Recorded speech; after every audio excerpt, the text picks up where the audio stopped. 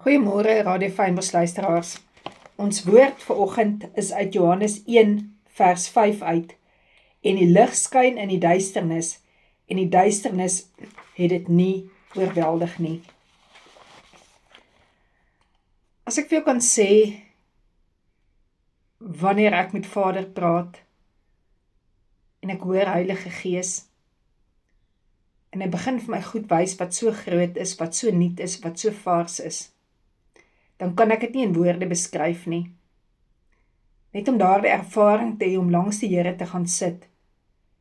En hy begin vir jou goed oopbreek, wat dit werklik in gees beteken, om geestelike oorlogvoering te voer. Ons maak ons so moeg, en ek vra Here, is dit werklik waaroor hierdie geestelike oorlogvoering gaan? Is dit werklik hoe 'n mens in U rus ingaan? Die Here het my geleer om voor hom te lê op my aangesig. Hy het my gewys, wanneer ek uit die pad uit is, en by sy voete is, dan is geestelike oorlogvoering sy oorlog, en nie meer myne, waar ek die vyand hoef te face nie, maar waar die vyand Jesus moet face, wat hom reeds uitgeklee, en heeltemal oorwin het, om werklik te kan afgee. Ek wil nie meer in beheer wees nie, ek gee oor, ek submit, om in die plek ingevat te word, wat jy nie sal kan glo as jy die Here die minste hoor, is hy die meeste besig om jou lewenspuzzlestukke in plek te kry nie.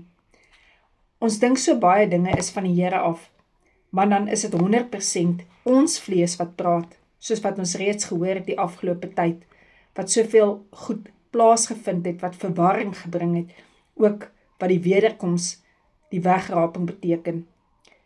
Jy dink, jy was al geteach. As ons gaan submit en doen, waarna God se Gees ons lei, om eers om te draai tot ons die Here sien, face tot face, dan gaan ons alles kan begin face. En God die Vader se wil gaan uitbetaal word in ons lewe. Bly bidend, kom voorbereid die nuwe dag in. Wees bedag daarop in die tyd dat die vyand jou teestander gaan wees om jou gejaag te hou, om jou die leuen te laat glo. Jy weet genoeg en niks gaan verander nie. Wees op die uitkyk vir rebellie. Wees op die uitkyk daarvoor dat jy gedryf gaan word om jou sê te sê en op jou regte te staan. Maar weet ook, die kleinste liggie verander die donkerste donker, maar die donkerste donker kan niks, maar niks verander aan die kleinste liggie nie. Die gevolgtrekking is, klein liggie, begin submit.